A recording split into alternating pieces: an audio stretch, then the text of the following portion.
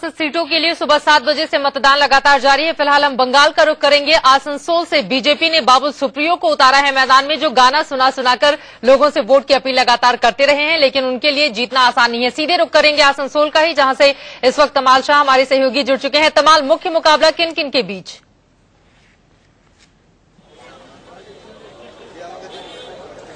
मुख्य मुकाबला है बीजेपी की कैंडिडेट बाबुल सुप्रियो, जो स्टार कैंडिडेट है। उनका मुकाबला है दोला सेन, जो तृणमूल की उम्मीदवार है। और हम लोग को याद में रखना पड़ेगा कि सीपीएम का जो सिटिंग एमपी है, उनका नाम है वंशगोपाल चौधरी। उनका खुद का एक क्लाउड है। 1981 से लेकर 2009 तक सीपीएम का राज चल रहा है आसनसोल लोकसभा कॉन्स्टिट्यूएंसी में। और 2011 में जब परिवर्तन की एक लहर बंगाल में छा रही थी, तब आसनसोल की जो 7 असेंबली सेगमेंट है, सातों असेंबली सेगमेंट में से 5 गए तृणमूल कांग्रेस के हाथ और 2 रह गए सीपीएम के साथ। सो अभी देखना पड़ेगा कि जो वोट फ्रैगमेंटेशन है, उसमें से बीजेपी का कितना फायदा होता है। बाबुल सुप्रियो, जो आप सही बताए कि गाना सुना के जो वोटर्स है उनको वो करने की कोशिश कर रहे हैं। देखना बाकी है अभी। जो 2000 साल में जो उन्होंने गाना गाया कहो ना प्यारे, उसका कुछ रिप्लाई उनको इस 2014 में मिलता है कि नहीं। फिलहाल बाबुल सुप्रियो का एलिगेशन है कि तृणमूल कांग्रेस की तरफ से बहुत गंदी राजनीति खेली जा रही है, ताकि बीजेपी को कोई मौका ना मिले इधर पे अपना झंडा गाने के लिए। लेकिन बीजेपी के उम्मीद है कि नरेंद्र मोदी के बलबूते पर और बाबुल सुप्रियो का जो एक चार्म है, एक कैजुअल एटीट्यूड है, उसके बलबूते पे बीजेपी को एक अच्छा खासा अंक मिलेगा आसनसोल कॉन्स्टिट्यूएंसी में। वो अंक क्या सीट में कन्वर्ट होगी, वो देखना बाकी है। लेकिन तृणमूल कांग्रेस और बीजेपी में लग रहा है फिलहाल कि मेन जो मुकाबला है वो तृणमूल कांग्रेस और बीजेपी के अंदर है। बाबुल सुप्रियो तो आपके साथ नहीं है, आप ही हमें सुना दीजिए कहो ना प्यार है।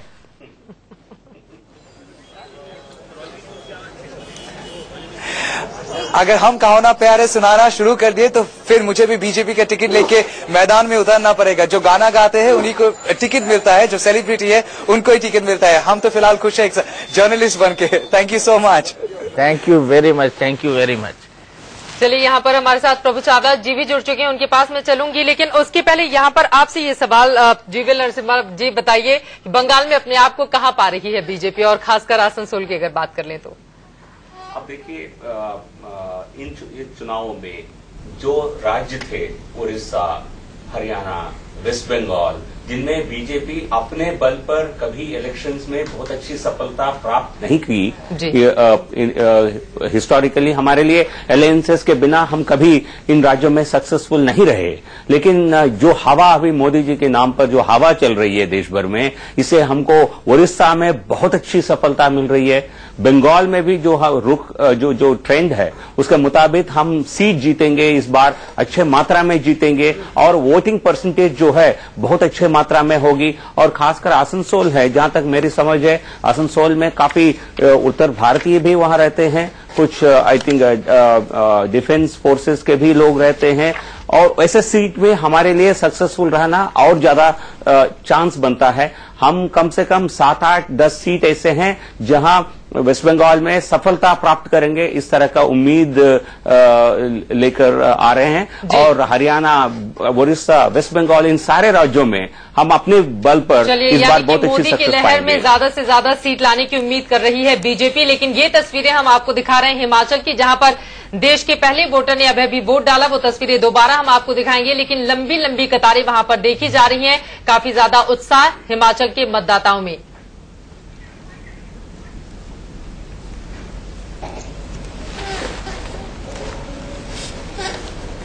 तो इससे बढ़कर और मानता क्या हो सकता है। इस कदर अब मेरी मानता हुई है, इसका मैं हार्दिक धन्यवाद करता हूँ।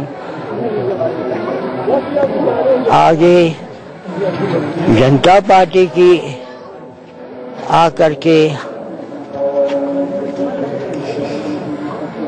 आए तो ठीक रहेगा। आप मतदाताओं को क्या कहेंगे, वोट डालना कितना जरूरी है? आपने आज सबसे पहले यहाँ वोट डाला, क्या मानते हैं बाकियों के लिए जब एक 97 वर्ष के बुजुर्ग डाल सकते हैं, क्या युवाओं के लिए एक मोटिवेटिंग या प्रेरणा देगा? हाँ, इतना उम्र पाते हुए भी लुट खुदाते हुए मैं आकर के वो अपना कर्तव्य निभा रहा हूँ, वोट दे के जा रहा हूँ।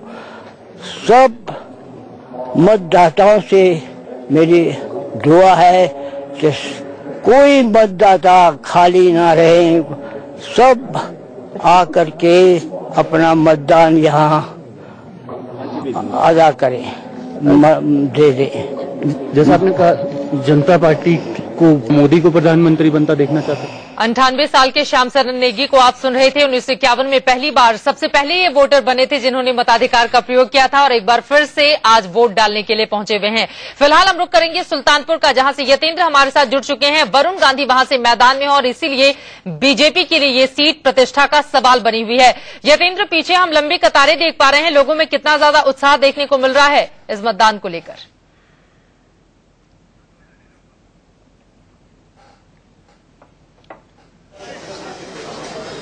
बिल्कुल चित्रा, अगर सुल्तानपुर की बात करें तो काफी हाई प्रोफाइल सीट ये मानी जा रही है, क्योंकि वरुण गांधी इस सीट से चुनाव मैदान में पीलीभीत सीट से थे, लेकिन अपने पिता की राजनीतिक विरासत की दुहाई देते हुए उन्होंने वो सीट छोड़ी और अब यहां से भाग्य अपना आजमा रहे हैं। और आज आप देख सकते हैं जो जिस पोलिंग बूथ पर मैं हुआ सुबह से ही लंबी कतारें लगी हुई है। 6:30 बजे से लोगों का आना शुरू हो गया था, यानी कि मतदान के समय से पूर्व ही लोग बड़ी संख्या में आना शुरू हो गए थे। और अब जबकि 9:30 बजे का टाइम लगभग हो रहा है और अभी तक तमाम जो लाइनें हैं, बड़ी लंबी लाइनें आप दूर तक देख सकते हैं।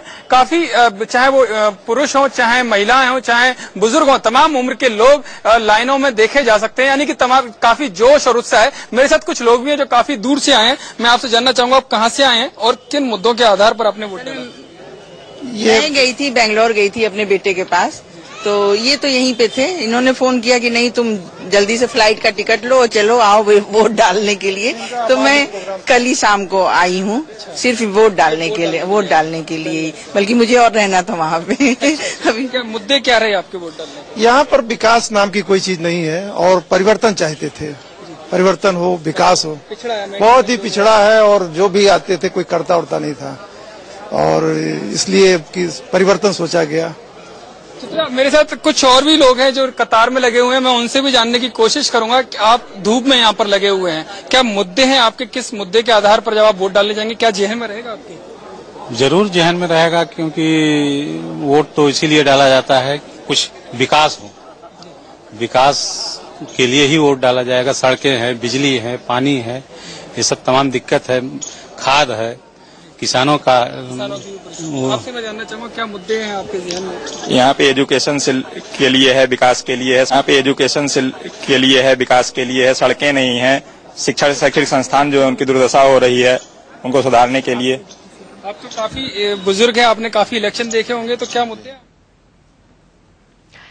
फिलहाल आप सुन रहे थे सुल्तानपुर की जनता को जो विकास के लिए वोट डालने के लिए जा रही है, लंबी लंबी कतारों में वो लगी हुई है। दीपक जी आपको जोड़ना चाह रहे थे। प्रभु, सुल्तानपुर सीट पर जाकर वरुण गांधी ने कोई गैम्बल खेला है? आपको लगता है कि उनके लिए सुरक्षित रहने वाला है पूरा मुकाबला? नहीं, गैम्बल तो खेला ही है, क्योंकि पीलीभीत में शायद उनके लिए मुश्किल हो रहा था जीतना। किस तरह की कंट्रोवर्सी में पीछे पड़े और वहां पर काफी माइनॉरिटी वोट भी हैं। तब ये सुल्तानपुर जो है इनके पुरखों की के अंदर, सुल्तानपुर, रायबरेली, अमेठी के जमाने में एक ही डिस्ट्रिक्ट हुआ करता था। जब 1981 के अंदर राजीव गांधी पहली बार अमेठी से फाइल करने गए थे, सुल्तानपुर डिस्ट्रिक्ट कलेक्टर के सामने उन्होंने फाइल किया था और उस वक्त बुल्लभ चटर्जी जो आज उनके प्रिंसिपल सेक्रेटरी हैं प्राइम मिनिस्टर के, वहां के कलेक्टर थे, वो खड़े हो गए थे। कभी होता नहीं है कोई भी कलेक्टर जो है किसी कैंडिडेट को देखकर खड़ा हो जाता है। इसलिए गांधी परिवार से सुल्तानपुर डिस्ट्रिक्ट काफी पुराना रिश्ता है। अब सवाल जितना है कि कौन से गांधी परिवार से है, जो रूलिंग गांधी परिवार है या ऑपोजिशन का रूलिंग गांधी परिवार है। वहां पर कास्ट समीकरण भी ऐसा है जिससे कि ब्राह्मण वोट काफी ज्यादा मात्रा में है और वहां पर राजपूत भी काफी ज्यादा मात्रा में है। आगे जाकर के इलाहाबाद उसके साथ लगता है। तो मेरे को लगता है कि इनको लगा कि गांधी परिवार को कुछ हिस्सा बांटना चाहिए, जैसे घर में बंटवारा होता है कि ये महल मेरा है, ये महल मेरा है, ये घर मेरा है। तो इसलिए लगता है कि इन्होंने वरुण गांधी ने सोचा कि गांधी परिवार की जो वसीयत है उसमें से कुछ मेरे को भी हिस्सा मिलना चाहिए। वो अपना हिस्सा मतदाताओं के रूप में जाकर के उनसे मांगने के लिए गए हैं। एक बड़ा रिस्क है और संजय सिंह वहां पर खड़े हैं, उनकी पत्नी वहां से चुनाव लड़ रही है। तो देखना यह कि संजय सिंह जो पहले बीजेपी की सीट पे एक बार अमेठी से जीत चुके हैं, वो कितनी सेंध लगाते हैं वरुण गांधी के वोटों के अंदर।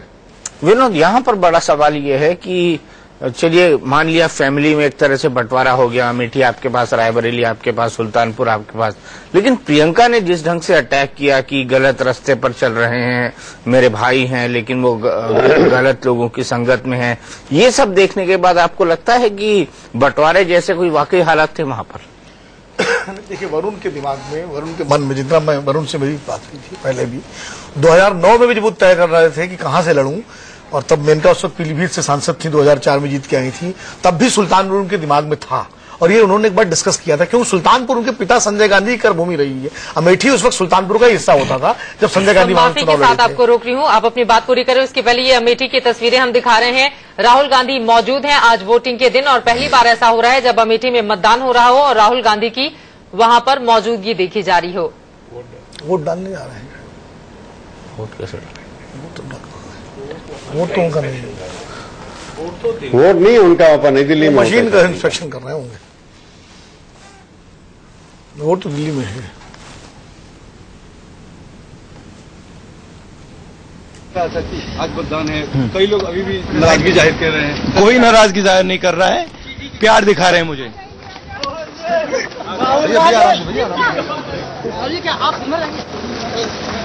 राहुल गांधी को आप सुन रहे थे जब हमारे रिपोर्टर मिथिलेश ने उनसे ये सवाल पूछा कि क्या अमेठी की जनता आपसे नाराज है, तो उन्होंने कहा कोई नाराज नहीं है, वो सब मुझसे प्यार दिखा रहे हैं। और आपने देखा राहुल गांधी किस तरह से वहां का जायजा भी लेते हुए दिखाई दिए। लोगों से एक बार फिर से मुखातिब हैं, आप अपनी बात पूरी कर लीजिए सर। तो अमेठी उस वक्त सुल्तानपुर का हिस्सा होता था, और वो बिल्कुल मैं प्रभु जी की बात सहमत हूँ। रायबरेली में सोनिया गांधी है, अमेठी में राहुल गांधी है, और सुल्तानपुर में अगर वरुण गांधी जीत जाते हैं तो सुल्तानपुर की बात करें, लेकिन राहुल जिस तरह से मिल रहे हैं वहां पर, जितने उत्साह से, इन तस्वीरों को देखकर आप क्या कहेंगे?